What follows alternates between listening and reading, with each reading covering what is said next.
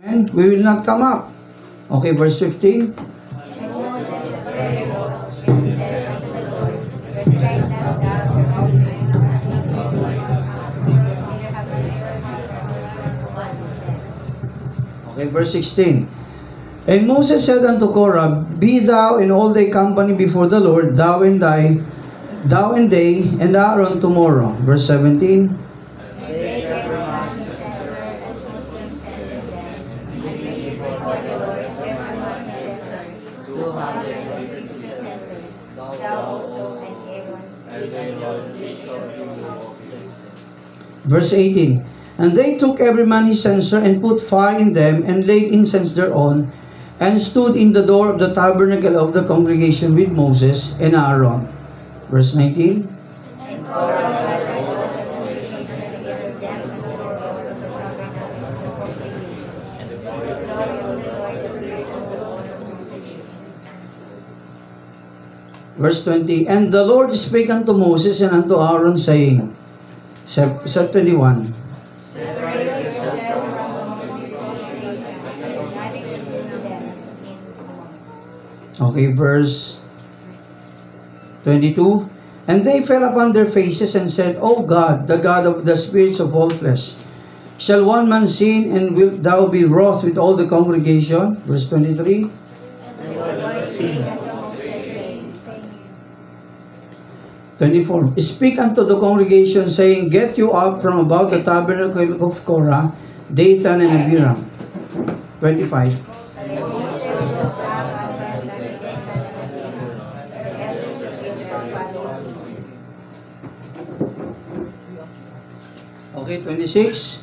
And he spake unto the congregation, saying, Depart, I pray you, from the tents of these wicked men, and touch nothing of theirs, lest ye be consumed in all their sins. Verse 27.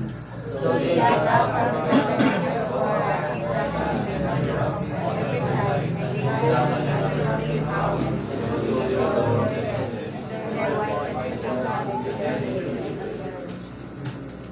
28. And Moses said, Hereby ye shall know that the Lord hath sent me to do all these works, for I have not done them of mine own. Verse 29.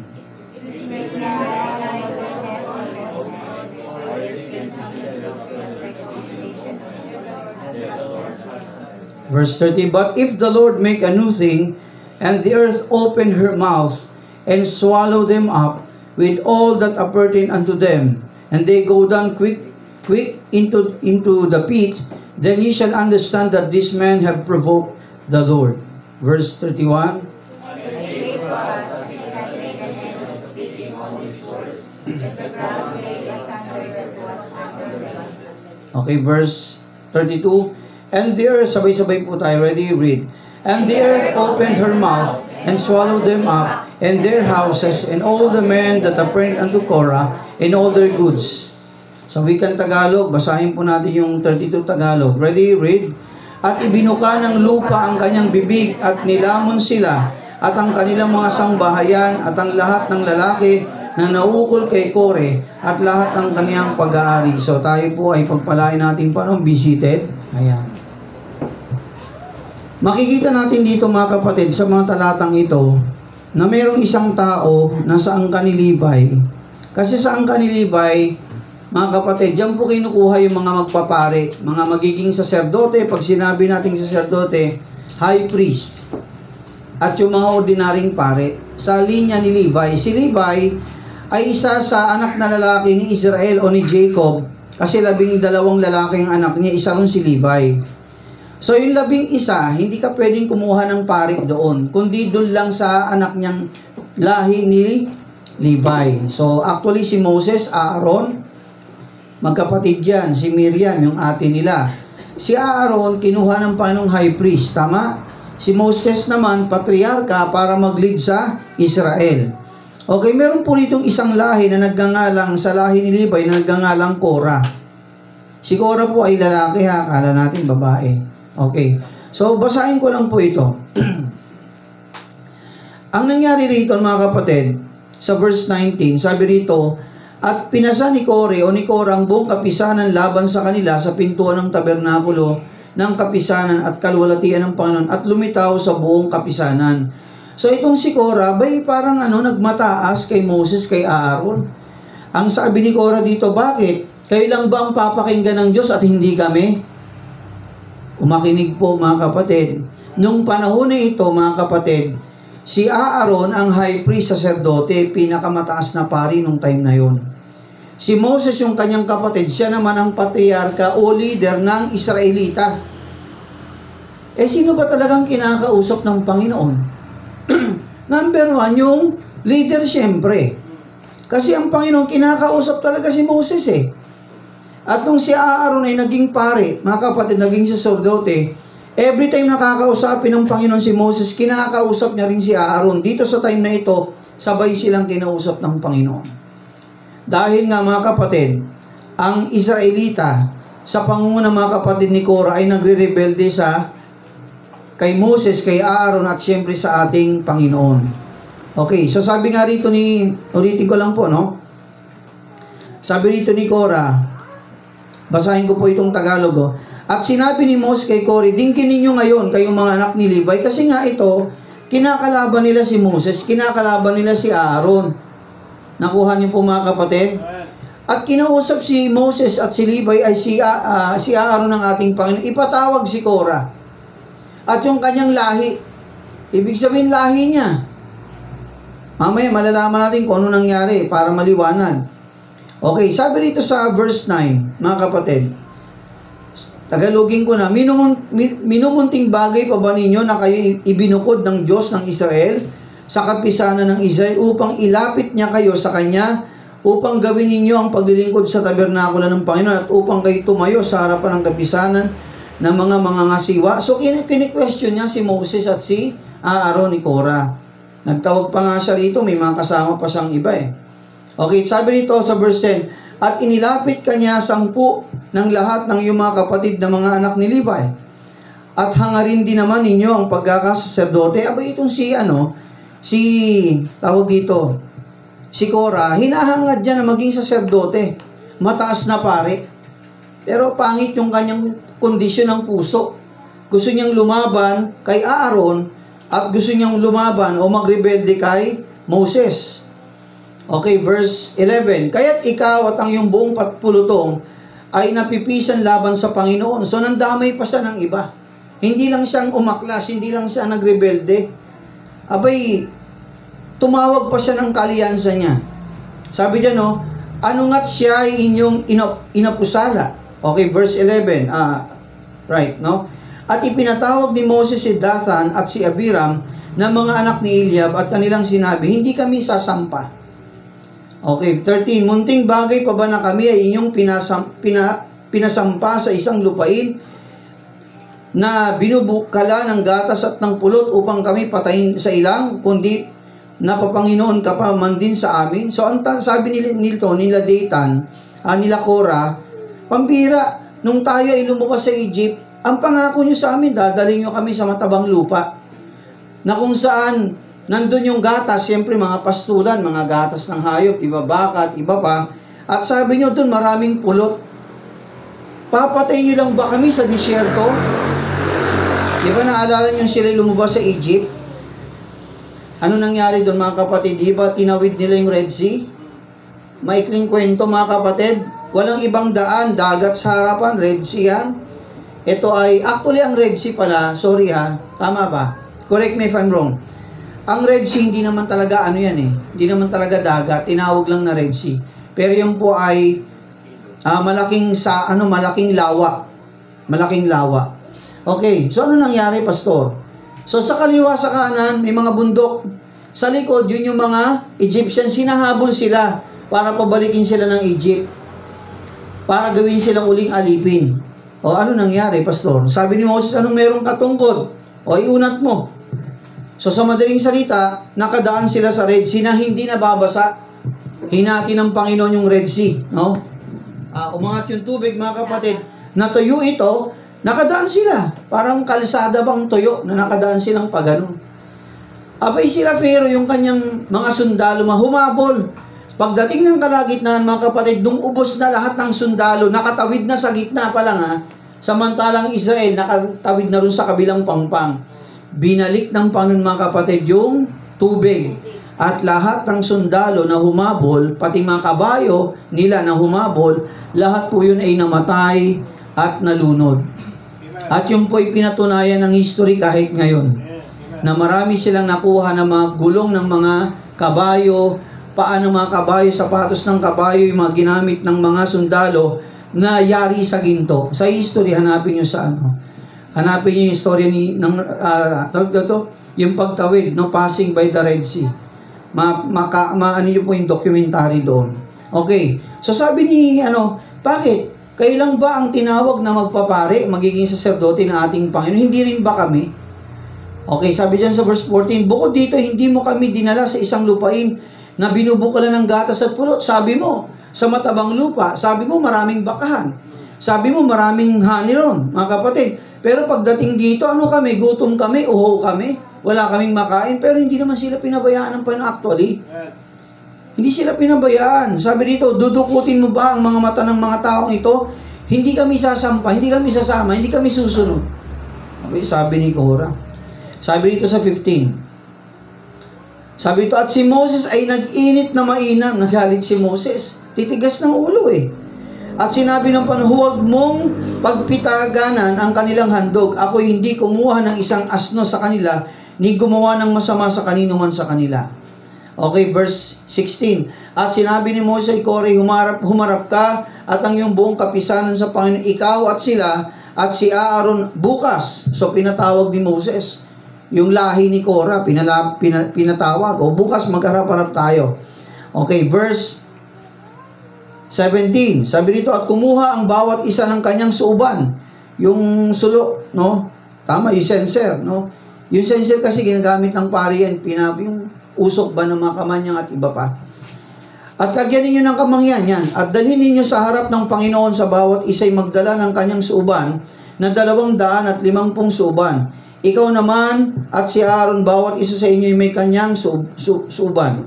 Okay. At kinuha ng bawat isa ang kanyang suuban at kanilang nilagyan ng apoy ang kanilang pinutungan ng kamangyan. At sila'y tumayo sa pintuan ng tabernakulo ng kapisanan na kasama ni Moses at ni Aaron. Okay, abanti tayo ng konti, no? Fast forward tayo ng konti.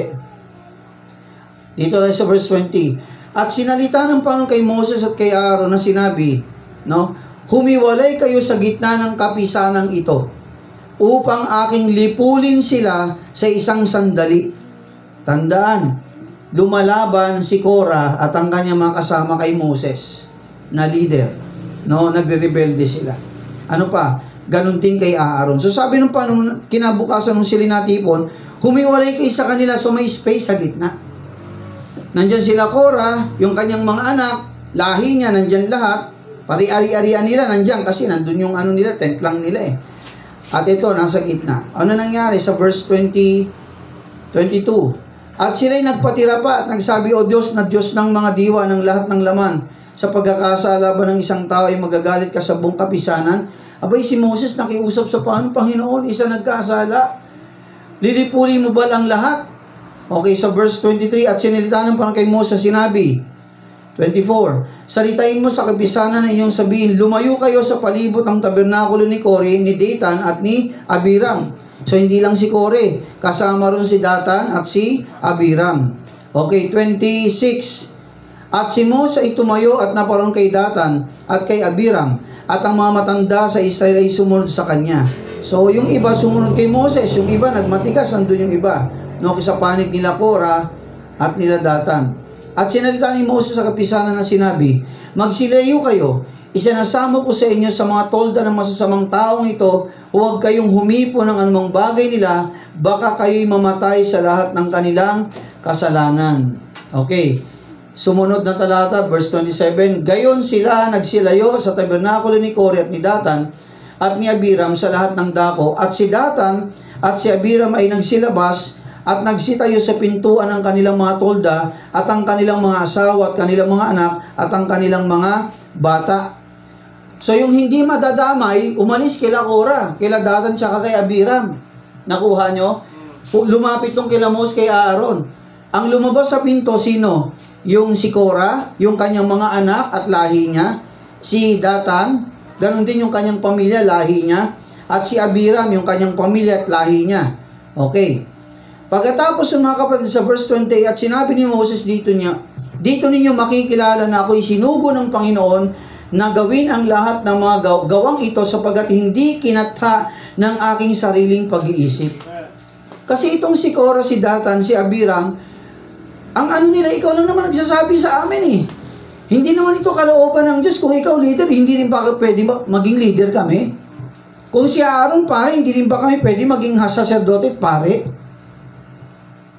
Yun yung kaisipan ni Korah, ni Datan, tsaka ni Abiram. Okay. Sabi ni Moses, hindi yun sa akin galing, yung kautosang ito, hindi ko to sinabi sa inyo. Ako ay, kumbaga lalaki lang ng Panginoon, lingkod lang ako ng Panginoon, na kinakausap ako ng Panginoon, sinasabi ko sa inyo kung ano yung kalooban ng Diyos. Hindi maganda yung kanilang puso, rebelde. 29. Kung ang mga taong ito ay mamamatay sa karaniwang kamatayan ng lahat ng tao, o kung sila'y dalawin ayon sa karaniwang pagdalaw sa lahat ng tao, ay hindi nga ako sinugo ng Panginoon. Sabi ni Moses sa kanila. Okay. 31. Ngunit, sabi ni Moses, kung hindi ito mangyari, yung parusa kila Korah, kila Datan, tsaka kay Abiram, kung itong puot ng Diyos ay hindi mangyari sa kanila, hindi nga ako sinugo ng Diyos. Pero sabi ni Moses ito, ngunit, kung ang Panginoon ay lumikha ng isang bagong bagay na ano pat ibuka ng lupa, yung lupa, earth. Di ba pag lumiling doon, minsan ano nangyari sa lupa? Nagbibitak, di ba? Bumubuka. Ano nangyari?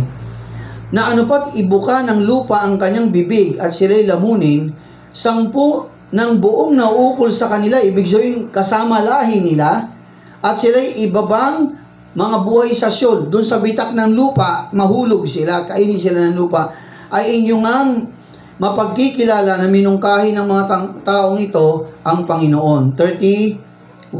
At nangyari na pagkatapos na magsalita ni Moses ang lahat ng salitang ito, na ang lupa na nasa ilalim nila ay bumuka. Kung saan nakatayo si Korah, si Abiram, tsaka si Datan, tsaka yung kanilang mga anak, kanilang lahi, anong nangyari mga kapatid? Bumuka ang lupa. At sabi niya sa verse 32, at ibinuka ng lupa ang kanyang bibig, at nilamon sila, at ang kanilang mga sangbahayan, at ang lahat ng lalaki na naukol kay Kore, at lahat ng kanyang pag-aari. Okay. 33, na anupat sila at lahat ng naukol sa kanila ay nababang buhay sa Sheol, at sila'y pinagtikuman ng lupa at sila'y nalipol sa gitna ng kapisanan. So, ibig sabihin mga kapatid, bumuka ang lupa, ang laki, nilamon sila. Kasama yung mga anak, pamilya nila, lahi nila. Ari-arian nila, sabi diyan, kasama rin. Pagkatapos, nung ito'y bumuka, nahulog sila lahat, biglang binalik ng Panginoon ng lupa. Sa palagay niyo, ano nangyari? Buhay patay. Patay silang lahat. Nakuha niyo mga kapatid? Sabi diyan sa 35, at ang buong Israel na nasa palibot nila ay tumakas sa hiyaw nila, sapagkat kanilang sinabi, baka pati tayo'y lamunin ng lupa. 36, at apoy ang lumabas na mula sa Panginoon at nilamon ang 250 lalaki na naghandog ng kamangyan. Pati may mga dalang sensor, yung nagpapausok, di ba? Lahat sila may bitbit. Yung ilan yung lalaki, 250 lalaki, pati rin yung kinain din ng lupa. Mga kapatid, ang punto rito, ito. Si Kore, si Abiram, at si Datan, kanino una nagrebelde? Nandun ba ang Panginoon physically? Hindi physically. Nandun ba ang Diyos? Wala. Sapagkat siya Espiritu, tama? Pero the fact na sila ay nagrebelde at hindi sumunod sa sinasabi ng Panginoon through Moses and Aaron, nagrebelde sila sa mga lingkod ng Diyos, mga kapatid, nagrebelde sila sa ating Panginoon. Kung iisipin mo si Moses, tao lang, tama? Si Aaron, tao lang din. Kahit nga saserdote siya, nagkakamali siya, naalala nyo, nang yung si Moses ay pumunta ng Mount Sinai, ilang days siya doon? Almost 30 days ata, 40 days, mga kapatid. Abay, sabi ng mga tao, Aaron. Siya na yung pari nung time na yun. Aaron, pambihira naman, hindi na babalik ang kapatid mo si Moses. Ay, mag-ano na tayo ng Diyos, sarili nating Diyos, mga kapatid. Siguro si Aaron sa takot niya rin, dahil ang daming tao nakikiano sa kanya. Baka siguro bilang tao rin, natakot siya, baka patayin siya ng mga tao. Ano sabi ni Aaron? Craftsman siya. May background siya, kumbaga may talent siya. Mahusay siya sa pag-ukit ng mga gintong kung ano-ano. Marahil napilitan si Aaron dahil nga yung urge ng tao, mga kapatid. At siguro marahil matakot na rin siya. Anong sinabi ni Aaron? Sige, lahat ng earrings nyo, lahat ng hikaw nyo, sa paa, sa tenga, sa ilong, lahat ng singsing nyo, mga kapatid, lahat ng pulseras nyo, dito, kwintas, basta ginto, dali nyo sa akin. Anong ginawa ni Aaron? Niluto nila. Niluto. No? Nilaga siguro yung ginto. Pagkatapos umukit sila ng bakang ginto. Yung bakang ginto, yung bull na ginto. Nung ito'y okay na, mga kapatid, yung ginawa ng mga tao, nagpakalasing, mga kapatid, naghihiyawan, nagsasayaw, at sinasayawan nila, mga kapatid, yung ribulto sa kanilang kalagitnaan. Si Joshua umakyat sa taas.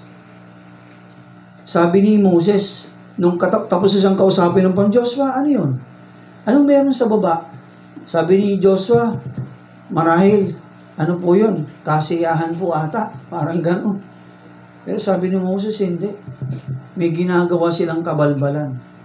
Ay, pambira, pagbaba ni Moses doon, nagalit siya. Yung dalawang tablet, mga kapatid, hindi pa ganito ang tablet dati, bato pa. Mga kapatid, bato, kasi di ba nandun yung utos ng Panginoon, inukit niya sa pamagitan ng apoy. Dala-dala ni Moses, para isabihin sa mga Israelita, pagbaba niya rin pambihira. Nandun sa unang commandment, mga kapatid, huwag kang sasamba sa Diyos-Diyosan. Kawangis ng mga bagay sa langit, kawangis sa mga bagay sa lupa, kawangis sa mga bagay sa ilalim ng dagat. Pambira, yung unang-una, mga kapatid, binali ka agad nila Anong ginawa ni Moses? Binagsak niya yung tablet na dalawa. Mga kapatid, nagalit siya. Sino yung mga sa inyo, sumasamba sa ribultong to? Anong ginawa ni Moses?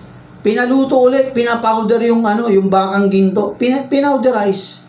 At lahat ng sumambaron, sabi ni Moses, inumin nyo yan, kainin nyo lahat. Nagkandamata yung mga taong mga kapatid. Ito yung mga kapatid, ang mga leader ng Panginoon, mga kapatid, ang kanyang mga lalaki, parehas din nating tao. Si Moses, mga kapatid, si Aaron, tao rin. Pero alam niyo ba, ang pagrebelde, mga kapatid, sa mga lingkod ng Diyos, ang hindi mo sundin ito ay pagrebelde rin sa Diyos. Nakuha niyo, mga kapatid? Nakita natin yon, mga kapatid, sa buhay nila. At pagdating dito kay Korah, mga kapatid, nakita rin natin ang galit ng Panginoon sa kanila. Kung tutusin, si Moses ang nagsasalita sa kanila, kinakausap pa sila ng Diyos directly, ang buong Israel, hindi. Sino kinakausap? Si Moses. Kasi siya ang leader, mga kapatid, ng bansang Israel. Nakuha niyo, mga kapatid? Abay, nung hindi sila sumunod sa kay Moses, abay, hindi rin sila sumunod sa Diyos. Kung sila ay nagrebelde kay Moses, nagrebelde rin sila sa Diyos. So, ang topic natin, mga kapatid, sa umagang ito, ang pagrebelde, mga kapatid, sa mga lingkod ng Diyos ay pagrebelde mo rin sa Panginoon. Ang hindi mo pagsunod, mga kapatid, sa mga lingkod ng Diyos, ibig sabihin, hindi ka rin sumusunod sa ating Panginoon. At tandaan natin ito, may kaparusahan, may consequence kapag hindi ka sumunod. Ang masaklap nito, mga kapatid, kamatayan. Okay, ipakita ko pa sa inyo, mga kapatid. Ito naman po, ibang tagpo, pero almost the same ang nangyari. Sila ay nagrebelde sa Diyos. Makikita natin dito kung ano nangyari naman sa kanila. Handa na po ba kayo? Okay, dito tayo. Ayan. Sabi dito sa Numbers naman, Numbers chapter 20. Ito sa chapter 16, nangyaring kay Korah, kay Abiram, tsaka kay Datan. Ito naman, nangyari naman din to sa Israelita sa chapter 20 ng Numbers. Sabi sa verse 2, Numbers 20, And there was no water for the congregation. And they gathered themselves together against Moses and against Aaron. Natural, disyerto. Abay, walang tubig. Makakita ka man, mga kapatid, bibihira ang tubig doon. Abay, nagtipon-tipon yung mga tao. Nagalit uli kay Moses. Moses, ano ba yan, Aaron?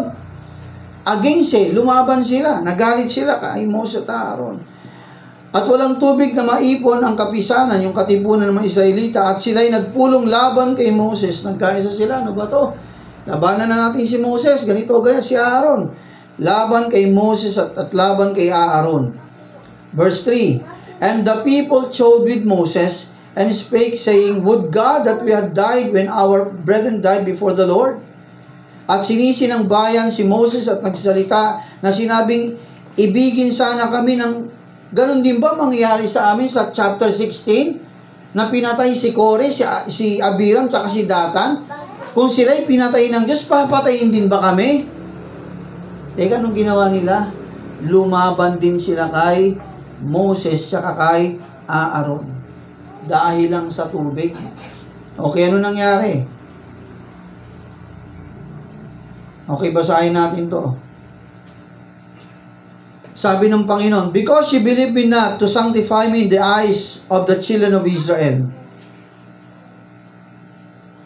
therefore you shall not bring this congregation into the land which I have given thee. Sa Tagalog, at sinabi ng Panginoon kay Moses at kay Aaron, sapagkat hindi kayo sumasampalataya sa akin upang ipakilala ninyong banal ako sa mga mata ng mga anak ni Israel, kaya't hindi nyo dadalhin ang kapisanang ito sa lupain ang aking ibinigay sa kanila. Ano nangyari, Pastor? Nakita nila. Siguro yung chapter 16 tsaka chapter 20 magkarugtong, di ba halos? 3 chapters ang pagitan. Hindi ito nalalay, nakita nila. Kinain si Korah, kinain si Abiram, kinain si Datan, pati mga lahi nila. At pinatay sila ng Panginoon. Pagbuka ng lupa, nahulog silang lahat, binalik ng Panginoon ng lupa, at sabi ron, lumabas ang apoy. Okay mga kapatid, malalim-lalim siguro yun. Diba? Malalim yun mga kapatid. Lumabas ang apoy. Okay. Aba, hindi na sila nadala. Nagreklamo na naman sila. At lumaban na naman sila kay Moses at kay Aaron. Okay, basahin natin to mga kapatid. Nakakalungkot sa Israelita mga kapatid. Ang dami ng magagandang himala. Ang dami ng bagay ang ginawa sa kanilang Panginoon. Isipin mo, di ba, nung hinabol sila sa Red Sea, iningatan sila ng Diyos, hindi, nakalimutan nila yon. Sa disyerto, mainit, hindi. Mainit. Abay, sa umaga, may malaking ulap na gumagabay sa kanila para malilim sila. Nakalimutan nila yon. Sa gabi sa disyerto, maliwanag, madilim. Madilim, lalo na kung walang buwan. At alam niyo ba sa disyerto, maraming mababangis na hayop dyan, tulad ng rattlesnake, mga scorpion at iba pa, iba't ibang klaseng ahas. Kaya nga dati ang ilaw nila nasa paa eh. Parang flashlight nila yung gasera sa paahan nila. Ay, sabihin natin kahit may ganun ka, kung talagang madilim, hindi mo pa rin makikita. Ang ginagawa ng Panginoon, mga kapatid, sa umaga, dahil nga disyerto mainit, sila ay nilililiman ng presensya ng Diyos sa pamagitan ng ulap.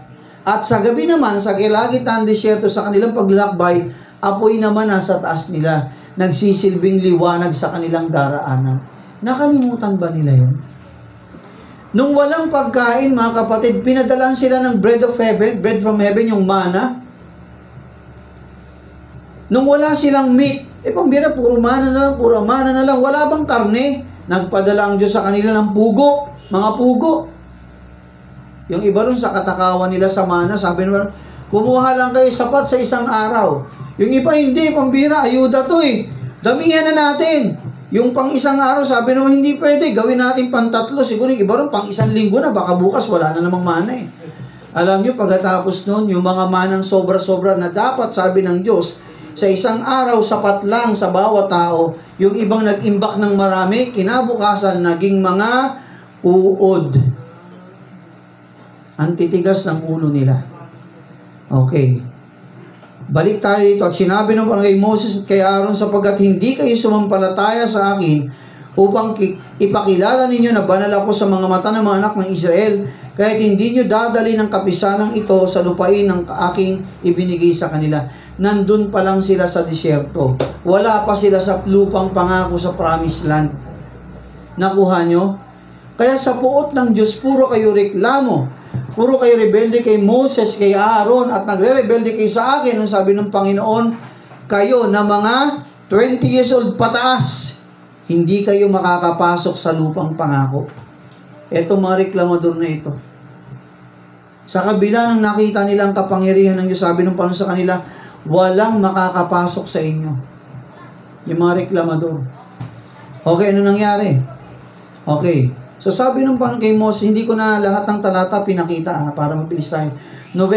Numbers chapter 20. Sabi ng Panginoon kay Moses, Moses, pukpukin mo yung bato.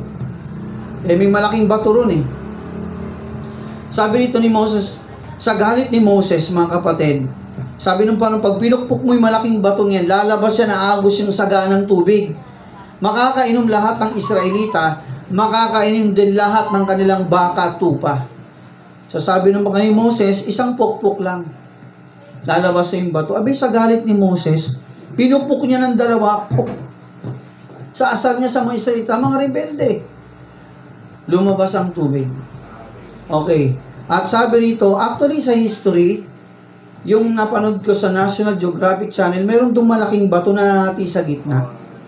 Magtataka ka. Magtataka kasi sa batong to na nahati sa gitna, may mga bato na makikita mo lang sa ilog or dagat na mga bato-batong medyo malalaki. Disyerto yun. Di ba sa mga disyerto, wala namang kasing ganong uri ng mga bato, di ba? Pandagat lang, pang ilog lang sana, yung mga batong pang tubig. Abay, yung napanood ko sa National Geographic Channel, oo nga. Ang laking bato na hati sa gitna at mukha nga na doon talagang lumabas ang maraming tubig. Mga kapatid, at yung tubig na yun, mga kapatid, tinawag na, this is the water of Meriba. Tinawag na Meriba. Bakit? Ito ang tubig ng Meriba. Bakit? Sapagkat sinisi ng mga anak ni Israel ang Panginoon at siya'y napakilalang banal sa kanila. Isipin mo, sinisi sila si Moses, sinisi sila nila si Aaron. Sino sinisisi nila? Natural ang Diyos. At dahil sa galit ng Diyos, mga kapatid, pinangalanan, mga kapatid, ang tubig na yun na Meriba. Ibig sabihin ng Meriba ay itong mga Israelitang to sinisi ang Diyos. Bakit pa raw sila dinala sa disyerto at walang tubig? Okay. So mga kapatid, tandaan natin to. Makinig. Ang hindi mo pagsunod, kahit sa mga magulang natin, mga anak, makinig. Makinig sa magulang. Pagdating sa tahanan, magulang, authority yan eh. Di ba sabi sa Ephesians 6:1, children, obey your parents in the Lord. Tama? Para ano, pastor? Humaba ang buhay at pagpalain ka sa lupa. Mga anak, pag hindi tayo sumunod sa ating mga magulang, hello, pwede kang mamatay ng maaga. Kasi kapag sunod ka, sabi ng Bible sa magulang mo, haba buhay mo eh. At pagpapalain ka. Nakuha niyo mga kapatid? O pagdating naman sa church, o kayo kahit nasa tahanan, tandaan niyo, member pa rin yung simbahan. May pastor ang nilagay dyan ng Panginoon, tama? Abay, kung paano ang hindi pagsunod sa magulang sa tahanan at sa simbahan kung saan tayo member, hindi tayo sumusunod sa leader, abay mga kapatid, nakakatakot yun. Nakakatakot yun. Okay, tandaan nyo na ito mga kapatid ang hindi pagsunod sa mga otoridad, lalo pa sa mga namumuno, ay pagre-rebelde. At ang pagre-rebelde mga kapatid, ang hindi pagsunod sa pamumuno, lalo pa sa gawain ng mga kapatid, hindi lang ikaw hindi sumusunod sa kanila. Nagre-rebelde ka sa kanila, tama? At ikaw ay hindi sumusunod at nagre-rebelde sa Diyos. Sa palagay mo, papanigang ka ng Diyos pag rebelde ka. Pagpasaway ka, sa palagay mo, papakinggan ka ng Diyos. Pag matigas ang ulo mo, sa palagay mo, papanigang ka ng Diyos. Mga kapatid, ako'y nalulungkot sa totoo lang sa mga kabataan ngayon. Meron tayo ditong kabataan, di ko na pangalanan. Abay mga kapatid, kahit anong paalala mo, sinusuway ang magulang. Kahit anong paalala ng pastor, parang walang napapakinggan sa pastor. Idadaan ka na lang sa ngiti. At parang ayaw magsimba. Pinapalop na ng ibang young people, parang ewan kung pinapakinggan.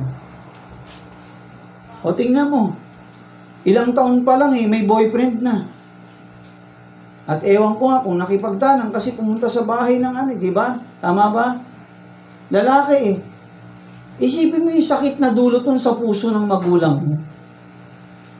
Tapos gagawa ka pa ng kabalbalan sa eskwelahan. Kristiyano ka, hello. Nakakahiya. Abay, kahit dito sa bahay-sambahan natin, mga kawad, sa ating munting simbahan, abay, pribileyo kapag kayo kahit pa paano, kinupkup ng pastor. Pribileyo yan. Honestly, mga kawad, ako'y dumaan sa hirap.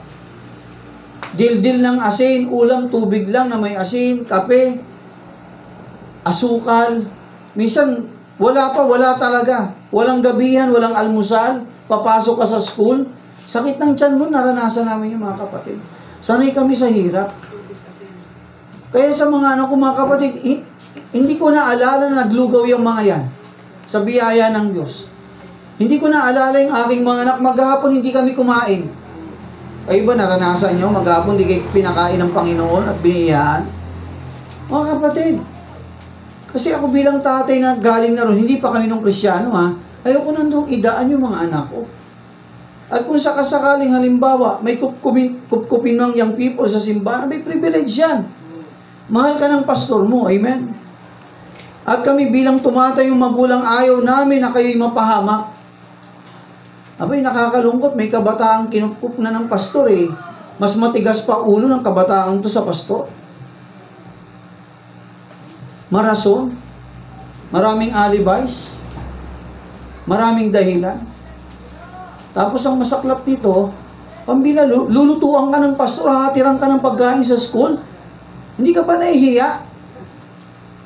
Pastor, mas maaga pang magising sa'yo, anak ng pastor, mas maaga pang magising sa'yo, pagkagising, asikasuhin niya ng kanyang sarili, magluluto na, anak ng pastor, samantalang ikaw nakahilata pa. Mas matanda ka pa rin sa anak ng pastor. Tapos mahuhuli pa ni pastor, meron kang ka-I love you-an sa cellphone. Sinong pastor ang hindi magagalit? Sinong tatay ang hindi magagalit? Utusan ka, parang wala ka napapakinggan? Wala kang kusa? Tamad ka? Stubborn ka ba? Hard-headed ka ba? Abay, pagka gano'n ang kinupkup po sa simbahan, better umalis ka na lang. Pasasakitan mo ko ng puso. Nakuha? At masisisi pa ako ng mahal mo sa buhay pag may nangyari sa'yo. Abay, umalis nang walang paalam, lumayas. Hulaan niyo kung sino. Wala siya ngayon. Si Becca. Matigas ang ulo. Magdadalawang taon na siya rito. Pinapakain ko at pinapakain natin bilang simbahan. Hindi ko pinababayaan yun. Natural, nandito ka simbahan natin to, tumulong ka. At kung ikaw ay nakikita at kinupkop, natural, magsipag ka. Pambihira, mas tamad ka pa sa anak ng pastor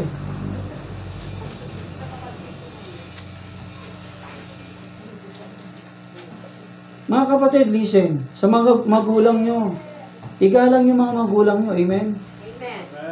At kahit kayo po'y adult, makinig. Kahit po'y kayo adult at young people sa church, sabi, irespeto natin ang mga lingkod ng Diyos. Tandaan, ang hindi pagsunod sa salita ng Diyos na pinapahayag ng pastor, hindi naman kayo alilain dito Pangalawa, huwag niyong isipin, pag kayo tumulong sa simbahan, naglinis, nagdamo, nagkaukaw ng bawal, hindi niyo pa nga ata nagagawa yun Abay, huwag kang magalit. Parte ka ng ministry, amen? Miyembro ka ng simbahan, natural, tulong-tulong tayo. Masalamat kahapon sa tumulong. Maglinis sa likod. Kasi nung nakaraan dapat tapos na yun Hindi niya ginawa ng maayos. Puro pa naman kayo mga lalaki. Basta makalinis lang, okay na yan, tapos na yan. Hindi man lang gawin yung best. Eh di inulit. O diba? Kung ang dami nyo, dapat tapos na yun noon pa kung ginawa natin. Last Sunday ba yun? 2 Sundays ago. Eh wala eh. So nilinis ulit ngayon, tumingin ka, kahit isang dahon ata, wala ka makikitang bulok dyan. Maayos eh, malinis eh. Mga kabataan, pag kayo gumawa, kahit sa bahay nyo, sa pag-aaral, sa eskwela, kahit sa church, yung adult, gayon din po, tumutulong kayo, abay, bigay natin yung ating best. Amen? Maglilingkod ka rin naman sa Panginoon, paghusayan mo na kasi Panginoon siya. Eh, hiring, tusan ako ni Pastor, ganito, ganyan. Ayaw pumunta sa church, laging may si Pastor. Mga kapatid, simbahan natin to. Kung ang pastor nyo nga, naglilinis, nagkukuskus ng bawal eh. Nagwawalis eh. Abay, tumulong kayo. Simbahan natin to. Hello? Amen. Makiramay kayo. Miyembro tayo eh. Mga kapatid, tandaan to ha. Ang pagrebelde, mga kapatid, sa lingkod ng Diyos, ay pagrebelde rin sa Diyos. Sapagkat, ano sabi ni Moses, hindi naman kami naghahayag dito eh. Ang salita ng Diyos eh. Galing to sa Diyos. Nakuha niyo mga kapatid. Mga anak sa mga magulang, sila ibinigay ng Panginoon sa inyo, kaya irespeto at igalang natin. Nakuha? Sipin mo, pambira, anak mo, ilang taon pa lang, pumunta na sa lalaki, o yung lalaki mo na pumunta na sa babae. 13, 14 anyos, 15 anyos.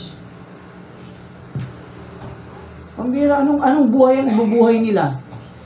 Mga anak, huwag tayong matigas ang ulo. Amen?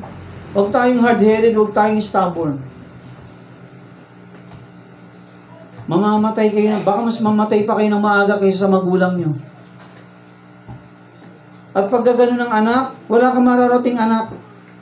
Pag hindi ka marunong sumunod, hindi ka nagpapakumbaba, at feeling mo mas marami kang alam sa magulang mo, mas marami kang alam sa pastor mo, mag-ingat ka. Mag-ingat ka. Kaya ano nangyari kay Korah, kay Datan, tsaka kay Emiram? Pinatay ng Panginoon. Okay, sumunod. Ano nangyari? Okay, sa verse, Numbers 21 verse 2. And Israel vowed a vow unto the Lord and said, If thou wilt indeed deliver this people into my hand, then I will utterly destroy their cities. At ang Israel ay nanata sa Panginoon. Ito ang kagandahan naman every time. Ito kagandahan. Kanina, pag hindi ka sumunod sa lingkod ng Diyos, sa mga otoridad, sa magulang mo, mapapahama ka eh. Tama? Bandang dulo masasaktan ka, pagsisisihan mo. Pero every time ng Israelita ay nagpapakumbaba sa Diyos, amen? Sumusunod sa kalooban ng Diyos, nagpapakababa sila, at sila'y nagpapasakop sa Diyos, ito naman ang gantimpala. Sabi diyan, and said, If thou wilt indeed deliver these people to my hand, then I will utterly destroy these cities. At ang Israel ay nanata sa Panginoon, at nagsabi, kung tunay na ibibigay mo ang bayang ito sa aking kamay, ay aking lubos na gigibain nga ang kanilang mga bayan. Every time ng Israel ay sumusunod kay Moses, sumusunod kay Aaron, sumusunod sila sa Diyos. Pinagpapala sila ng Diyos. Okay, no? Sabi dito, and the Lord hearkened. Pinakinggan ng Panginoon ang kanilang mga tinig ng Israel at ibinigay ang lupa ng Kanaan sa kanila. Yun ang kagandahan doon. Pag sumunod ka sa magulang mo, magagalit bang magulang mo sa'yo? Mga nanay, tatay rito. Pag masunurin bang ating mga anak, magagalit tayo? Hindi. Matutuwa sila. Baka dagdagan pa yung baon mo. Nakuha. Baka paglulutuan ka pa ng tatay mo, baka may pasalubong ka pa. Pero pag matigas ang ulo mo, naku, matitiris ka ng magulang mo kung pwede lang. Sabi nga ng mga nanay, pwede lang, hindi ka na sana lumuwas sa mundong to. Hindi sana kita pinanganak. Kaso nandyan eh. So mga kapatid, every time na sila sumusunod sa Panginoon, pinagpapala sila. Hindi lang si Moses, buong bayan ng Israel. Okay, sabi dito, no? And they utterly destroyed them and their cities, and he called the name of that place Hormah. So mga kapatid, pinagpala sila ng Panginoon. Okay, verse 4. And they journeyed from Mount Hor by the way of the Red Sea to compass the land of Edom, and the soul of the people was much discouraged because of the way. sa wikang Tagalog, at sila'y naglakbay mula sa bundok ng Hor na napasa daw patungo sa dagat ng Mapula upang lumiko sa lupain ng Edom, at ang damdamin ng bayan ay inainip dahil sa daan. Alam niyo nangyari sa rito sa talatang to, si Sihon, isang hari ito, makikiraan yung mga Israelita, sila Moses, sila Aaron, doon sa lugar, dadaan lang. Kasi nga pinaglalakbay sila ng Panginoon, di ba galing sila sa Egypt? Abay, nagmatigas si Sihon, hindi ko kayo papadadaanin. Sabi ni King Sihon, hari ng Edom, hindi ko kayo padadaanin. Makikidaan lang naman kami, wala kaming kukunin sa'yo, dadaan lang talaga kami kasi yun ang daanan talaga eh. Abay, hindi na nga sila pinadaan, hinabol pang Israel para patayin. Pero nung time na to, ang Israel nagpakababa sa Diyos, nagpakumbaba, sumunod. Alam mo nangyari? Anong hiling ng Israelita nila, Moses? Padaanin mo lang kami. Kung kami man ay, hindi kami kukuha ng tubig sa inyo, dadaan lang kami. Kung may makuha man kami, babayaran namin sa inyo. Apa sabi ko, hindi pwede, hindi ko ipadadaanin. At ang masakla pa ito, binalakan pa sila ng hindi maganda. At gusto silang patayin ni King Sihon. Ay, siyempre, papatayin kayo nung gagawin nyo. Magpahayaan bang patayin lang? Kasi patayin na kaming lahat. Hindi, siyempre sila mo, dadaan lang naman sila eh. So napilitan ngayon ng Israel lumaban. Ano nangyari? Napatay nila si King Sihon.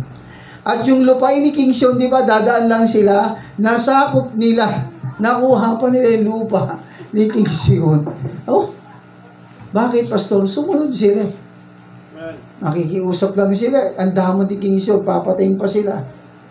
Anong ginawa ng Diyos para mampayasa? Napatay siya at nasakop pa yung kanyang buong kalupaan. Ahari yun. Ang laking lupa yun, mga kapatid. So, tandaan natin ito, mga kapatid, ha? Every time na tayo hindi nagre-rebelde sa mga leader ng simbahan, sa inyong pastor, sa ating pastor, sa inyong mga magulang, listen, pagpapalain kayo ng Diyos. Kahit sa gobyerno, yung bang mga rebelde pinagpapala? Hindi. Di ba? Hahanapin sila ng batas eh. Kahit sa gobyerno natin, abay magpasakop tayo. Kung mabuti naman, di ba? Actually, sabi ng Bible, etong mga namumuna sa atin, abay nilagay sila ng Diyos yan para gumawa sila ng mabuti. Tama? Matakot sila sa Diyos. Siguro, kailan tayo hindi susunod sa kanila? Kapag ka against na sa Biblia ang pinapagawa, kagaya ni King Nebuchadnezzar. Naalala si King Nebuchadnezzar? Nagpagawa ng ribulto niya, yari sa ginto, pilak, tanso, at iba pa. At sabi ni King Nebuchadnezzar, oy, lahat ng sasakupan ko, hari yun eh. Lahat lumuhod pag narinig yung batengting na to. Eh may oras yun. Aba si Shadrach, Meshach, Abednego, pati si Daniel, magkakaibigan yun eh, mga binata yun eh, sa Israel. Abay, ano sabi ni hari yun haye, kumbaga ngayon, presidente. Mali eh. Luluhod kami sa ribulto, ang Diyos ay Spirit, ba't kami luluhod dyan? Tumunog na yung kampana, lahat lumuhod. Pero yung tatlong magkakaibigan, kasama si Daniel nandun sa kanyang kwarto, nakatanaw dun sa bayan ng Jerusalem, nakaluhod, nananalangin. At ito namang tatlo, mga kapatid, nasa kalagitnaan ng mga tao, nandun ang ribulto ni King Nebuchadnezzar, abay, nagluhuran. Ito naman, yung mga taong ito, mga kapatid, lumuhod, pero sa harapan naman ng ribulto ni King Nebuchadnezzar. Abay, yung tatlo nakatayo. Ano sabi ng hari? Di ba may kautusan? Pag hindi kayo lumuhod, papatayin kayo, itatapon kayo sa hurno ng apoy? Opo, mahal na hari. Sabi ng tatlo, mahal na hari, alam po namin yung batas.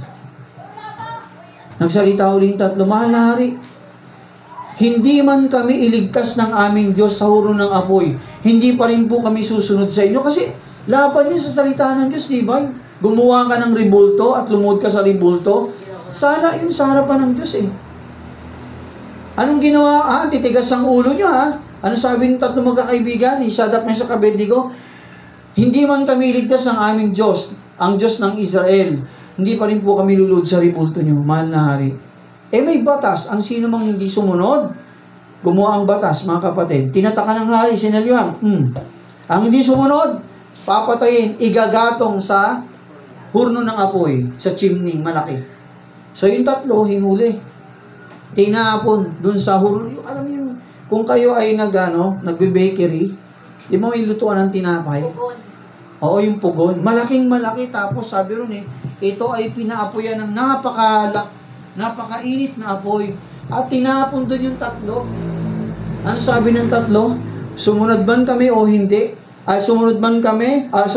Iligtas man kami ng aming Diyos. Mahal na haring ni Kapo. Mahal nila si King Nebuchadnezzar, magagalang sila eh. Magagaling nga sila, matatalino nga sila eh. Mahal na hari, ginagalang po namin kayo. Pero kung kami itatapon nyo, iligtas man kami ng aming Diyos o hindi, pasensya na po, mahal na hari. Hindi pa rin kami lulod sa inyo. Tinapon silang tatlo. Abay mo sinilip ni King Nebuchadnezzar yung tatlo. Naglalakad yung tatlo sa hurno ng apoy. Kumakanta. At nakita nila ron, mga kapatid, si Jesus sa anyo ng anghel. Mga kapatid, naging 4 yung tatlo. Sumigaw si King Nebuchadnezzar, mga anak, lumabas kayo dyan. Alam nyo, apoy yun ha. Paglabas nila, kahit kilay nila, walang sunog. Hindi sila amoy tutong. Nagulat si King Nebuchadnezzar. Alam mo nangyari? Yung gumawa ng batas na inaprubahan ng hari, siya yung tinapon sa apoy, siya ang nilapa ng apoy. Mga kapatid, ito yan. Kailan tayo hindi susunod? Kapag ang pinapagawa sa atin, laban sa salita ng Diyos. Amen? Yan, tumindig ka, huwag ka nang sumunod. Pero mga kapatid, kung mabuti naman, para sa kapanan ng mabuti, sumunod ka. Nakuha mga sapagat ito mga nanunungkulan sa atin, nilagay sila ng Diyos dyan para gumawa ng mabuti. Mananagot sila sa Diyos kung sila'y kurap. Nakuha? Kung sila'y abusado, mananagot sila sa Diyos. Nakuha niyo mga kapatid? So una, ang pagrebelde sa mga lingkod ng Diyos, sa mga pinuno, ay pagrebelde sa Diyos. Pangalawa, walang pagpapala kapag ikaw ay nagrebelde sa mga pinuno o leader ng Panginoon na nilagay niya. Nakuha niyo? Pangatlo mga kapatid, kumbaga, ang pagrebelde sala, mga kapatid, nagrebelde ka sa Diyos. Pangatlo, walang pagpapala kapag ikaw ay rebelde. Pang-apat, ikakapahamak mo pag ikaw ay rebelde at hindi ka sumusunod sa mga lalaki, leader ng simbahan na nilagay ng Panginoon. Si Kibuloy, huwag mo sundin. Kulto yan eh. Ilang babae ni-rape niya, pasensya na, pinagsamantalahan, ano kung marinig niya? Totoo naman talaga. Mga kapatid, isipin mo, kabataan minules siya. National, international. Ay, pag gagawin ka ng masama, huwag mong sundin. Alam mo namang impostor yun. Anak ng Diablo, subo ng Diablo, susundin mo. Pero pag sinabihan ka ng pastor, CJ, palinis naman dito sa simbahan. Masama, mali. CJ, pwede bang gawin mo to? Daniel, mag-practice kayo ng kanta. Hindi nga kayo nagpa-practice eh. Parang ang practice sa atin, dito na no? Impromptu eh. Mag-usap kayo. Mga kapatid, maglilinis tayo, sumunod tayo. Kasimple. Alam mo yun, may mga kulto, mga miyembro, kainin lahat ng dawong yan. Ito naman mga ututong miyembro, totoo to. Lahat ng damong makita nila, kinakain nila kasi paparating na raw si Kristo. Abay, tama naman paparating si Kristo, pero mali ang kanilang isipin mo, kainin mo yung daw, ano ka, magpapakabaka ka? Meron pa isang simbahan, nakakalungkot kasi Cristo Jesus simbahan, Cristo Jesus Church. Abay, mga miyembro, pinapainom ng lason, mga kapatid. Lason, yung mga utoto ng miyembro, pastor ako rin. Ang bihira. Ayun, huwag mong sundin yun, kasi mga kulto yun eh. Nakakalungkot itong mga kultong yan, gamitin ang pangalang Kristo. Pero mga peke naman. Nakuha niyo mga kapatid, pero kapag mga kapatid, leader ng totoo ng simbahan, ang pastor yung nagsasalita, at nasa Biblia, sinasabi ng Diyos, sumunod tayo. Kasi may pagpapala. Huling talata, verse 5, sabi dito, and the people, eto na naman, nagrebelde na naman sila. Isang halimbawa na naman ito. And the people spake against God and against Moses, wherefore have you brought us out in the land of Egypt to die in the wilderness? For there is no bread, neither is there any water, and our soul loateth this light bread. Ayun, di ba? Dinala mo na naman kami sa disyerto, di tapos na yan, di ba? Nasakop na nila. Abay, pagkatapos sa magandang experience na yan, eto na naman. Nag-rebelde na naman sila. Ano ba to? Sawang-sawa na kami sa mana. Sawang-sawa na kami sa pugo. Buti pa sa Egypt. May bigas, may mais, mayroong meat at iba pa. Mga kapatid. Verse 6. At ang Panginoon ay nagsugo ng mababangis na ahas sa gitna ng bayan at kanilang kinagat ang bayan at maraming tao sa Israel ang namatay. Nagreklamo na naman sila. Nagrebelde na naman sila kay Moses, kay Aaron. Nagrebelde na naman sila sa Diyos. Ano ba ito, Moses? Nagtipon-tipon na naman sila. O, sinong gumaganti sa kanila? May kakayanan ba si Moses, Aaron na gumanti sa kanila? Wala. Sa galit ng Diyos, mga kapatid, nagpadala siya ng maraming mga mababangis na mga viper, mga ahas na ibang, mga kapatid, matitindi ang kamandan. At lahat ng hindi sumusunod, nagrebelde kayong pinagtutuklaw na, ayun sa Numbers 21, basahin nyo. Verse 6. Pinagtutuklaw na mabisay, ay cobra, kagating ka yan, viper, kagating ka, ang mangyari. Rabies, patay ka kaagad, ilang minuto lang, tama? Okay. At sabi dito, mga kapatid, sa verse 7, at ang bayan ay naparoon kay Moses. Yung mga tao Moses, maawa ka na. Kami ay nagkasala. Ito na naman, nagsisi na naman sila, sapagkat kami nagsalita laban sa Panginoon, laban sa iyo. Idalangin mo sa Panginoon na kanyang alisin sa amin ang mga ahas, at idinalangin ni Moses ang bahay. Ito naman si Moses, Panginoon, kahit galit na ako, titigas ang ulo nyo.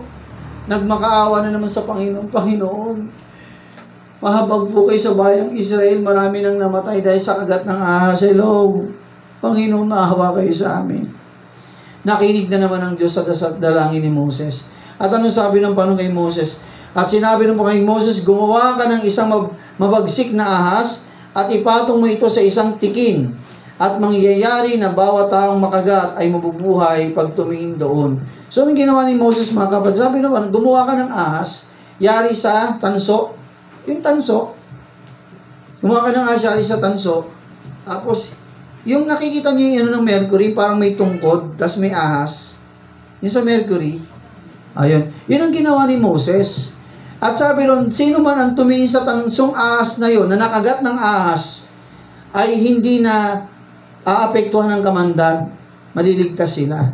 So lahat ng tao, mga kapatid, o yung mga nakagat, sabi ng Panginoon, ganito, ganyan, tumingin dito sa ahas na ito, yung tansong ahas, at silang lahat ay nagsigaling. Tandaan, mga kapatid, pag nagrebelde ka, eto na, hindi maganda yung gano'n, di ba? Maganda ng mga kapatid ganito. Alalahanin mo yung kabutihan ng Diyos sa'yo. Ang nakakalungkot kasi sa ating mga Kristiyano, ang tanong ko sa inyo, marami bang ginawa sa atin ng Diyos ang mabuti? Napakarami. Kulang pang ating mga buhok sa ulo para bilangin ito. Simula nung pinaglihi ka ng magulang mo. Hanggang ngayon, amen? At yung mga mangyayari pang magaganda. Mga kapatid, imbis na magreklam, konting lang, walang tubig, reklamo ka na sa Diyos. Kami na sa elita Lugaw lang pagkain mo, tuyo lang ulam mo, nagreklamo ka na sa Diyos. Ang bihira niya. Di ba sabi nga kanina si Sir Bilin, mapalad tayo, mataas ang ating lugar. Dito lang sa ating mababa, pumasok ang tubig. Mga kapatid, mga kababayan natin, buong bahay tinangay. Hindi pa mapalad ka pa rin. Sa Batangas, Talisay, halos 100 atang natabunan ng lupa. Hindi ba napakabuti pa rin sa atin ng Panginoon, tapos magre-reklamo ka? Yung internet lang, 1 araw lang, 2 araw lang, kumbaga naputol grabe na reklamo mo. Sa atin nga, 1 buwan. Nakangiti pa rin tayo, bayad naman tayo. Pambihira niya. Mga kapatid, tandaan natin to. Every time na tayo magrebelde sa Diyos, maaari kang mapahamak. Pero every time na tayo magpakumbaba, lumapit sa Kanya, sumunod, magpakababa, nandun yung pagpapala ng Diyos. Amen? Nandun yung kagalingan ng ating Panginoon. Okay, verse 9. At si Moses ay gumawa ng isang ahas na tanso at ipinatong sa isang tingin sa tungkod at nangyari na pag may nakagat ng ahas ay nabubuhay pagtingin sa ahas na tanso. Totoo yan mga kapatid, nangyari po yan. Okay, 23, Numbers 21, verse 23. At hindi pinahintulot paraanin ni Sehon ang Israel sa kanyang hangganan, kundi pinisa ni Sehon ang kanyang buong bayan at lumabas at sa ilang laban sa Israel at dumating hanggang Jahas at nilabanan ng Israel. Ito yung kinento ko sa inyo kanina. At sinaktan siya ng Israel ng talim ng tabak at inari ang kanyang lupain mula sa Aron hanggang Habok hanggang sa anak ni Amon sapagkat ang hangganan ng mga anak ni Amon ay matibay. Ito si Sihon kanina, di ba? Dadaan lang sila? Hindi ko ipadadaanin. Abay, gusto pa silang patayin. O anong ginawa ng Panginoon? Sige, Israel, labanan nyo siya. Imbis na makikiraan lang, oops, may bonus. Sa kanila lahat yung kaharian ni Sihon, nasakop nila. Mga kapatid, at sinakop ng Israel ang lahat ng mga bayang ito. At ang Israel tumahan sa lahat ng mga bayan ng mga Amoreo. Ay mayamang lugar yun eh. O, di ba? Mga kapatid, natin ito kapag ikaw ay masunurin, gagawa ang Diyos ng pagpapala para sa iyo. Kahit pa laban sa iyo yung tao, sa sitwasyon natin mga kapatid, buhay ang Diyos natin. Amen? Sumunod lang tayo. Amen? Hello? Sumunod lang tayo mga kapatid. Huwag kayong matulog. Huwag kayong matulog. Sumunod lang tayo. Hindi tayo pababayaan ng Panginoon. Okay. 34. At sinabi ng Panginoon kay Moses, huwag mo siyang katakutan. Sapagkat, eto maganda rito, pakinggan nyo ito sabi ng Panginoon kay Moses, huwag mo siyang katakutan sapagkat aking ibinigay siya sa iyong kamay. Wow! Isipin mo, pag may lumalaban sa atin pala, basta kalooban Diyos ginagawa natin, huwag tayong matakot sa kanila. Bakit? Ano sabi ng Panginoon kay Moses? Binigay ko na sila sa iyo. Isipin mo, Pastor, Panginoon, hindi pa nangyari. Ano sabi ng Panginoon? Binigay ko na sila sa iyo. Nakuha niyo mga kapatid yun? Sapagkat aking ibinigay siya sa iyong kamay at ang buong bayan niya at ang kanyang lupain at iyong gagawin sa kanya ang gaya ng iyong ginawa kay Sehon sa hari ng mga Amore. Ito, ibang lugar, ibang ano naman to, ibang instance naman to mga kapatid. Mga kapatid, ang Diyos natin po'y dakila. At sinabi mo kay Moses, huwag mo siyang katakutan sapagkat aking ibinigay niya sa iyong kamay. Okay? Sa verse 35, basahin natin. Gayon nila sinaktan siya at ang kanyang mga anak at buong bayan niya hanggang sa walang natira sa kanya at kanilang inari ang kanyang lupa. Ito bago na naman to, hindi naman to si King Sehon. Isipin mo mga kapatid, mas magandang makinig tayo. Huwag tayong lalaban sa pastor. Huwag tayong susuway sa salita ng Diyos mga kapatid. Kasi every time na tayo susuway magmamatigas, simple naman ang salita ng Diyos, susundin mo na lang. Nakuha niyo mga kapatid? Mahirap bang sundin ang sa kalooban ng Diyos? Mahirap bang unawain? Hindi.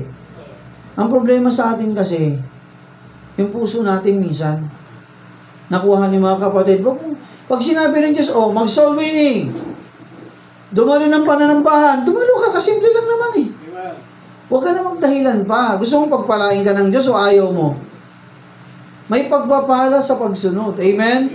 Pero pag hindi ka sumunod, nagre-rebelde ka sa pastor, nagre-rebelde ka sa leader na nilagay niya, nagre-rebelde tayo sa Diyos. At pag nagrebelde ka, ikakapahamak mo yan. Anong gusto mo?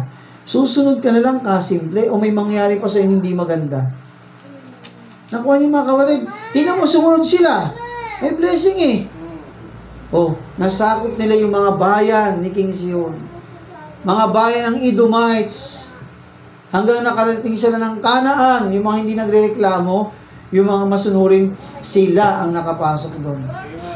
Nakuha nyo. Actually, makinig ito Si Moses Aaron, saka yung mga 20 years old pataas, hindi na nakapasok sa Kanaan. Kasi nung binanggit ito ni Moses, mga kapatid, di ba 20 years old na siya, matanda na siya. Pangalawa, hindi na pinahintulot ng makapasok sila. Ang nakapasok doon sila Joshua, sila Caleb, at yung mga bata mula 19 pababa. Kasi mga kapatid, sa Canaan, ano lang yung kung tutuusin, 40 days lang mula sa Egypt paglabas nila, 40 days lang dapat nandun na sila kung sila ay masunurin at hindi nagreklamo sa Diyos. Ano nangyari? Maraming rason, Moses, walang tubig, walang pagkain, walang ganito, ganyan, Moses. Ano mga kapatid, yung 40 days sana nandun na sila sa matabang lupa, maraming baka, mga kapatid, maraming pulot. 40 days lang, ano nangyari sa katigasan ng kanilang ulo? Ginawa ng Panginoong 40 years yung kanilang paglalakbay. So sa 40 years, lahat ng mga reklamador nagkandamatay na ron. Kasama na ron sa kinain ng lupa. Ano pa? Pinagtutukan ng ahas, kasama yun doon, at yung iba namatay sa sakit. So pagdating sa promised land, si Moses, natanaw na lang niya yung promised land. Ayun na, nandyan na sa baba. Doon na siya namatay sa katandaan sa bundok. Si Aaron ganun din. So ang nakababa na ron sa, dahil 40 years, so kung nung time yun, sabihin natin si Joshua ay mga 17 years old, halimbawa lang, o 18. O plus 40, ilan yun? O 50 plus. So mga ganung edad nung sila ay nakapasok dun sa promised land. So lahat nung sinabi ni Moses na 20 years old pataas, lahat din nagkandamatay, kasama sila dun. At ang nakapasok dun sa lupang pangako, yung sila Joshua, Caleb, mga kapatid. Yung spies, di ba may 10 spies? Iba yung Moses. Lalaki ng tao doon. Nandun sila Gulayat. Para lang tayo mga tipaklong doon sa liit. Nakakatakot. Papatayin tayo doon lahat. Tumano yung dalawa. Si Caleb at Joshua. Ano sabi ni Caleb at Joshua? Moses, mataba ang lupa. Yung ubas doon, kalalaki. Ganun pala dati yung ubas. Siguro isang ubas parang busog na busog ka rin. Kasi sabi nila, hindi namin mabuhat yung ubas. Sa lalaki ng mga ano. Sabi ni Moses, sabi ni Joseph, Caleb, makakapasok tayo doon. Kaya natin yung dalawa positibo. Kasama sila na nakapasok doon sa promised land. Kasi ang pumalit kay Moses, sino? Si Joshua. Siya ang namuno sa Israel, si Joshua. Kasama si Caleb. At yung mga edad na ganun, mga kapatid. Yun yung pinapasok ng Panginoon sa promised land. Pero yung mga rebelde, parang sayang. Mga kapatid. Okay. Dito na tayo. Huling-huli talata. O huli na pala yun. So mga kapatid, tandaan natin ito. Huwag tayo magrebelde.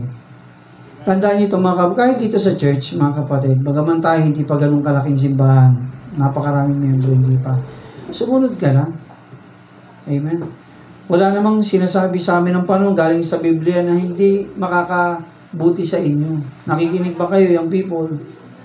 Sabi ko nga sa mga young people, pag may nalaman kayo ng mga kabataan, kumbaga, may tinatago at maaaring ikapahamak nila, lalo na si Jay, Daniel, kayong dalawang coordinator ng young people. Pastor, kumonsulta kayo sa akin, Pastor. Si ganito, ganyan, sabihin niyo ang problema. Ang problema, hello, ngayong people sa likod, baka pati kayo may tinatago, nagtataguan kayo. Baka pati kayo ayaw niyong mapaalalahanan. Huwag ganun, nak. Mga anak, pwede kayo mapahamak. O, napahamak na nga eh. O, maaga pa lang sabihin niyo na, para matulungan natin. O pag hindi nakinig, o bahala na siya. Ang sa atin, tinulungan natin. Nakuha niyo mga kapatid, ang pagrebelde mga kapatid sa mga lingkod ng Diyos ay pagrebelde sa Diyos. Ang pagrebelde ay kasalanan. Ang pagrebelde mga kapatid, hindi mo kakampi ang Diyos. Pang-apat, ang pagrebelde mga kapatid, may kapahamakang dulot. Pero pag sumunod ka sa Panginoon, may pagpapala. Nandun ang pagpapala, gabay, proteksyon at pangunguna sa iyo ng Diyos. Mamili ka. Susunod ka o hindi. Susunod ka o magre-rebelde ka. Nakuha niyo mga kapatid. Pananalangin, nabanggit kanina ni Brother Elmer, dagdagan ko lang. Iba ang pananalangin personal. Check yun. Gawin niyo yun sa bahay, kahit nasaan kayo. Pero mga kapatid, iba rin ang pananalangin ng sama-sama tayo pag Wednesday ng hapon. Yung mga malalayo, okay lang po kung talagang malayo po kayo, naintindihan natin yun. Pero yung kaya namang makarating dito, pag Wednesday, 5:30, 5:20, dito na po kayo para sama-sama tayong makapanalangin. Actually, pananambahan, tulad nito, yung sama-sama nating pagsamba sa Diyos, nagtitipon tayo pag linggo, pananalangin mga kapatid, pagbabasa ng Biblia, paglilingkod, mga kapatid, yun po ay mga, ano po mga kapatid, yun po ay mga sikreto para tayo pagpalain ng Diyos. Gusto mong pagpalain? Sumunod ka.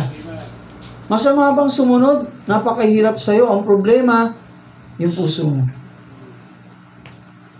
Anong gusto mo pagpalain ka? O mapahama ka? Malaya tayo mga kapatid, kagaya ng mga Israelita. Iisipin mo paulit-ulit. Gumagawang ng paano sa kanila, nakakalimot sila. Lumalaban sila sa leader. Hindi sila nakapasok sa promised land. Pati si Aaron, Moses, nadamay ito eh. Hindi, tumanda na rin kasi si Moses. Hindi na kaya maglakad pa. So mga kapatid, huwag tayo maging rebelde sa kalooban ng Diyos. O kahit po sa palarangan ng pagbibigay, mga kapatid, alam niyo sa totoo lang, ito heart to heart talk, bago tayo manalangin. Gusto ko kayong kausapin sa mga nagtatrabaho, brad, sis. Gusto ko kayong trabaho. Tama ba yung binibigay mo? Alam mo yun. 10%, madaling computing, mahirap pa. Ano ba yung calculator na gamit mo? Chinese? Paano ko ba magbilang? Marunong ka naman siguro mag-multiply, di ba? Mga kapatid, hindi ko na kayo kailangan kausapin pa isa't isa. Alam mo yun. Hello? Ngayon, kung gusto mong pagpalain ka, sumunod ka, ibigay mo ng tama sa Diyos. Ang problema, bakit pastor? Ang problema ito eh. Panginoon, pagpalain mo pa, kung pagpalain mo pa, pagpalain. Ang tanong, masunurin ka ba? Kung sumunod ka dapat noon pa, pinadala sa iyo ng Panginoon na yung pagkapalang malaki. Ito yung mga kahit financially, kung bakit tayo nagkukulang-kulang minsan. Makinig bilang simbahan. Alam mo ba, ang hindi mo pagbibigay ng maayos ng tithes and offerings, nadadamay tayong lahat. Akala mo ikaw lang. Mga kapatid, huwag tayong ganun. Magi tayo masunurin sa Panginoon. Hindi ko na kailangan isa-isa yung kausapin. Alam mo yun. Dalangin ko kumilos sa iyong Panginoon at tumugon ka. Kasi gusto ko rin mga kapatid bilang pastor, pagpalain din kayo. Pag pinagpala tayo bilang simbahan mga kapatid, damay lahat. Nakuha niyo mga kapatid. Kahit yung people, lalo kayo, may mga allowance kayo, di ba? Kayo man nagtatrabaho, may sahod kayo. Ibukod yun para sa Panginoon. Sa December 15, meron tayong Thanksgiving through first fruits. So dalangin ko mga kapatid, lahat makiisa. Nakuha mga kapatid, gusto ba natin ng pagkapala? Taas ang mga kamay na gustong pagkapala. Sumunod tayo. Amen, sumunod tayo sa Panginoon. So tayo pong lahat ay tumayo. At tayo po'y manalangin sa ating Panginoon. Aming Ama, Diyos naming banal, purihin ka. Lord, pagpalain niyo po Panginoon ng araw na ito. Salamat po sa liwanag na yung mga salita. Tulungan mo kami, Panginoon, na tumugong positibo sa iyong mga kalooban. At maging kami mga sunuring mga anak po ninyo. Patawad po, Diyos, sa mga pagkakataon na minsan marahil naging matigas ang aming mga ulo. Hindi kami naging masunuring sa iyo, Panginoon. Patawarin mo kami, O Diyos, at kami kahabagan. At sa umaga pong ito, Panginoon, kami po ay nagpapakumbaba sa iyo. Panginoon, salamat po sapagkat sinabi mo rin sa iyong mga salita. Kapag kami po ay masunurin sa iyo, Panginoon, kami pagpapalain mo. Kami iingatan mo at tutugunin mo ang lahat ng aming pangangailangan. Habang nakayukot nakapikit ang bawat isa. Mga kapatid, nais ng Diyos, hangad niya sa atin mga kapatid, tayo po'y pagpalain. Habang nakayukot nakapikit, ay po'y bibigyan ko ng ilang sandali. Kausapin natin ang Panginoon. Magi tayong open sa Panginoon. Kung meron man tayong nagawang mali, hindi nasunod, tayo kumisay nagkasala, mga kapatid, pagkakataon po ito sa oras na ito, na tayo magpakumbaba sa Diyos. Marami tayong pangangailangan, tama? Ang Israel, ganun din naman. Kaso anong dahilan? Bakit para bang Mabigat ang pagkapala sa kanila. Namumuhay sila sa pagsuway. Mga kapatid, huwag nating gayahin ang bansang Israel sa kanilang pagkakamali. Bagkus, tayo po mga kapatid, ay maging masunuring mga anak ng ating Panginoon. Amen? Habang nakayukot nakapikit ang bawat isa, mga kapatid, kayo po'y pagbibigyan ko sa umagang ito, kausapin natin ang Panginoon. Alam mo yun, kung masunurin ka eh. Alam ko rin yun, ako yun eh. Alam mo rin yun eh. Kabataan ka man o adult mang Kristyano, pagkakataon natin ito na humingi tayo ng tawad sa Diyos. Amen? Humingi tayo ng tawad sa ating Panginoon at lumapit tayo sa Kanya. So kayo po ibibigyan ko mga kapatid ng ilang minuto. Kausapin natin ang panumbilang simbahan. Amen? Kung may mga dapat tayo hingin ng tawad, hihingi mo ng tawad, magpakumbaba ka. Ang Diyos handa siya magpatawad. Lumapit lang tayo sa Kanya. Sige po.